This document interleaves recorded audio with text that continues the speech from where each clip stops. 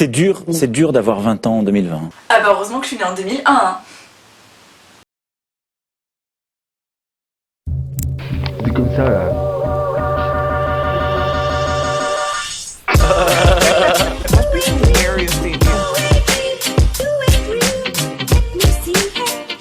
Today is a new day.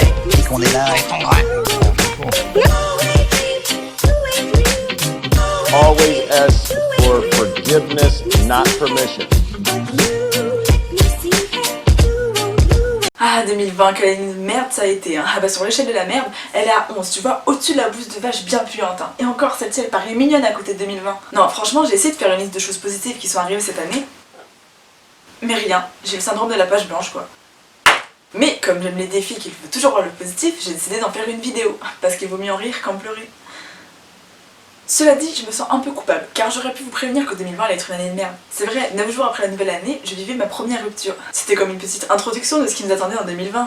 Bon, après je me dis que même maintenant, si on voyage dans le temps pour prévenir les gens de 2019, personne ne nous croirait.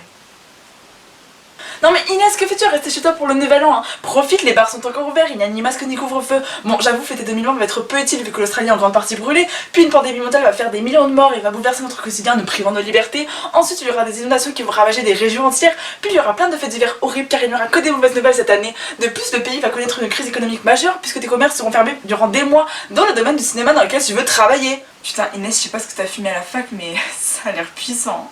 La fac? Ah mais non, mais ça aussi t'ira plus. Tu feras des cours en ligne toute l'année et tu feras des exposés en visio. Oui, tu seras en pyjama toute la journée et tu parleras à tes camarades à travers ton ordinateur. Bon, ne dramatisons pas tout. Nous sommes en guerre.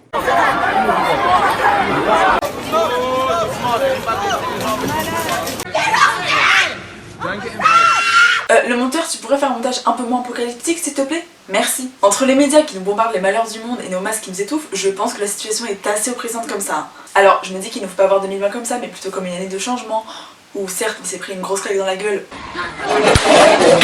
voire 2, 4 ou même 10, mais on aura appris quelque chose. Par exemple, on a pu enrichir notre vocabulaire avec l'apparition de nouveaux mots tels le pangolin, le coronavirus ou encore la région de Wuhan. 3 mots qu'on aurait préféré ne jamais connaître, quitte à passer pour des incultes auprès des zoologistes, virologues et géographes, mais ça c'est pas très grave. Bon, après ça peut toujours nous permettre de gagner dans les jeux télévisés. Ville asiatique appartenant au pays de Mao Zedong, elle ne compte pas moins de 11 millions d'habitants qui cohabitent entre Parc et Grand Lac. En rime avec Mulan, elle s'est elle pas fait connaître au box-office, bien que sa renommée pourrait être digne d'un scénario de cinéma. Oui. C'est la mer Noire. Non. Dotée d'un climat subtropical humide.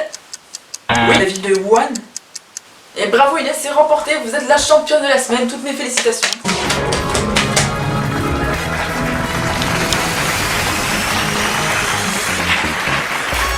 « 2020 c'est vraiment une année de changement puisque c'est vraiment tout notre quotidien qui a été modifié. »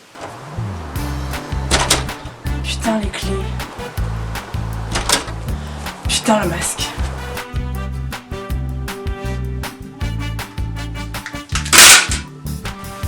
Inès, t'es pas sortie de la journée?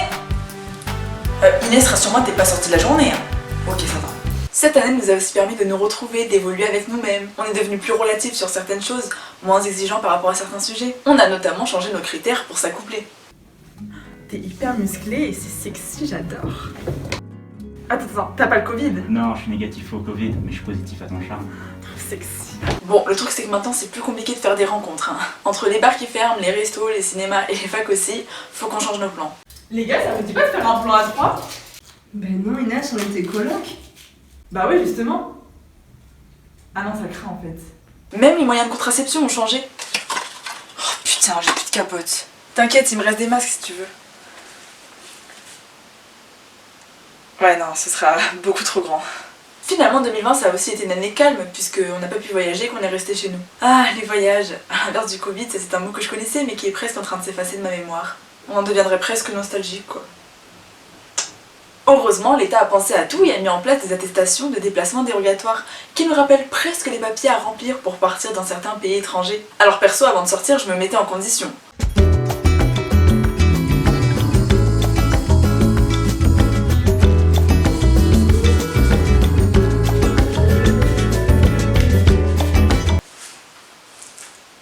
Maurice, où tu vas comme ça? Eh bah Ferdinand, je vais au supermarché. Finalement, le seul voyage qu'on aura fait cette année, c'est un voyage dans le temps avec le retour de nos youtubeurs préférés. Ah bah quand j'ai revu Paul GZ, Adèle Costillon et Sandy qui sortaient tous les trois une vidéo dans le même mois, j'ai d'abord cru que j'étais bloquée dans une faille spatio-temporelle datant de 2015. Du coup, pour être sûre que j'étais pas bloquée en 2015, j'ai vérifié que j'avais plus mes bagues. Puis ensuite, j'ai regardé mes seins. Bon, toujours la même taille. Puis le truc qui pouvait pas tromper, c'était ma frange. Ah bah en 2015, on n'avait pas. La dernière que j'ai faite, elle date de 2010 et franchement, c'était pas une réussite. Alors au début j'étais contente de retrouver ces youtubeurs, mais je les ai tout de suite vus venir. Ça fait genre ça va être régulier, mais c'est juste qu'ils s'ennuyaient tellement pendant le second confinement qu'en regardant des vidéos sur YouTube, ils sont retombés sur leur propre chaîne qu'ils avaient oubliée et laissée à l'abandon. Ayant de légers remords, ils se sont donc décidés à retourner. Mais enfin, mais laissez la relève aux jeunes, faites-moi confiance. C'est avec tes 900 abonnés que tu comptes prendre la relève? Laisse-moi rire. Les grands chiffres existent seulement grâce aux petits qui les précèdent. C'est de bon.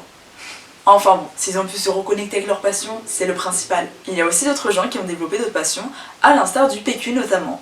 Non mais c'est vrai, quand on regarde ces vidéos, on se demande quand même où est-ce qu'il passe tout ce PQ. Alors je sais que 2020 est une année de merde, mais de là à chier autant, il faut se poser des questions. Non mais je me dis que certains ont peut-être fait des collections.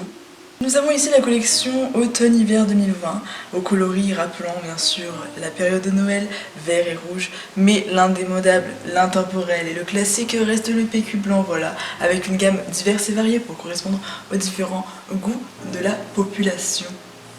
Ou alors, avec tout ce PQ, certains ont dû développer des trafics. Tu vends combien? 50 € le paquet. C'est cher, wesh. Ah ouais, mais ça c'est de la hyper bonne qualité. Hein. Avec ça, tu peux te moucher, t'essuyer, te frotter, ça fera rien. Et en bonus, tu peux passer aux frontières, ils te feront rien avec, ils t'arrêteront pas.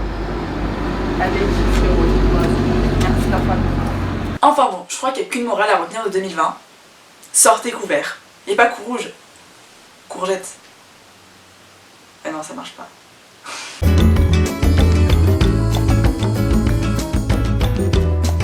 Bonne année.